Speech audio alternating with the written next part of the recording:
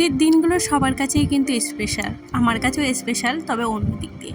আমি ভাবি এই দিনে কি করে আমি কাজগুলো বেশি করে গুছিয়ে রাখতে পারবো, তাহলে গোটা সপ্তাহটা একটু চাপ কম থাকবে। অন্য দিন তো পরপর সময় সময় সব কাজ করি, বাট আজকের দিনটা একটু এলোপাথারি করে কাজ করি। কি বলো তো, আজকেও সকাল সকাল উঠে পড়েছি, অন্য দিনের থেকে বেশি সকালেই উঠে পড়েছি। আর আমার হাজব্যান্ড বাজার নিয়ে এসেছিলো, সেগুলোই গুছিয়ে রাখছি। আর না, একটু এটা রবিবারের ভিডিও আজকে তোমাদের সাথে শেয়ার করছি।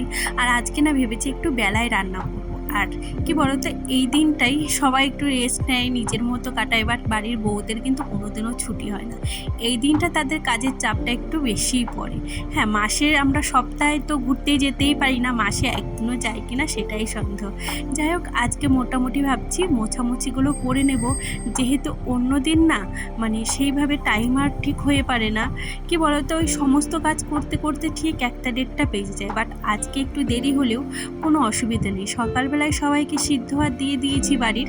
আর কালকের একটু ফ্রিজে ডাল ছিল, সেটাই একটু গরম করে সবাই খেয়ে নিয়েছে। আমার সকালে আর রান্নার ঝামেলা নেই, একটু দুপুর রান্না চাপাবো, তাহলে কি হবে, রাতের রান্নাটাও হয়ে যাবে। কালকে রাতে না আমি ইচ্ছা করে একটু বেশি ডাল রান্না করেছিলাম, যাতে আজকে এই কাজগুলো গুছিয়ে রাখতে পারি। অন্যদিন তো টাইম হয় না। আর দেখবে প্রতি সপ্তাহে যদি তুমি এইভাবে একটু কাজ গুছিয়ে রাখো, তাহলে গোটা সপ্তাহটা না একটু রিল্যাক্সে কাটা যায়। অনেকে ভাবে হাউস ওয়াইফদের আর কী কাজ, তবে যারা হাউস ওয়াইফ তারাই বুঝবে যে একটা সংসারে খুঁটিনাটি কত কাজ। এই সবার আবার দায়িত্ব রাখা, কারো যদি একটু কিছুতে কম হয় না, কেউ কিন্তু কথা বলতে ছাড়বে না। আসলে বিয়ে হওয়ার পরে মানে আমাদের ছুটি হয় বা রেস্ট জিনিসটা কি, সেটা কিন্তু ভুলে গেছি। বিয়ের আগে যখন একটু একটু কাজ করতাম না, তখন মা আমাদের দেখে কত কষ্ট হতো যে কত কাজ করি। কিন্তু এখন শ্বশুরবাড়ি এসে আর সেই কষ্টটা কেউ পায় না, আর কেউ বলেও না যে এত কাজ করেছো, একটু শোও বা বসো। ওই নিজের থেকেই নিজে ভাবি খুব ক্লান্ত লাগছে, তখন একটু শুয়ে নিই। যাই হোক, এদিকে দেখো আজকে সব ক্লিন করে বেড কাভারটাও আমি চেঞ্জ করে নিয়েছি, ভেবেছি আজকে ধুয়ে দেবো। মাঝে মাঝে না এই চার দেয়ালের মাঝে নিজেকে হারিয়ে ফেলি, ভাবি যে এইটাই হয়তো জীবন, তাই না? বিয়ের আগে কিন্তু কোনোদিনও বুঝতে পারিনি। আমার মাটাও কত কষ্ট করেছে, তখন হয়তো বুঝতাম না। আসলে প্রাইভেট টিউশনি পড়তাম, এই বদ্ধ থাকা জীবনটা ঠিক বুঝতে পারতাম না।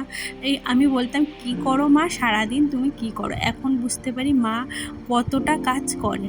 যাই হোক, এই খুঁটিনাটি কাজের হিসাবটা কেউ মানে ধরে না, এগুলো কোনো কাজই না, যারা করে তারাই জানে। যাই হোক, তোমাদের সাথে গল্প করতে করতে কিছু সুখ দুঃখের কথা শেয়ার করলাম।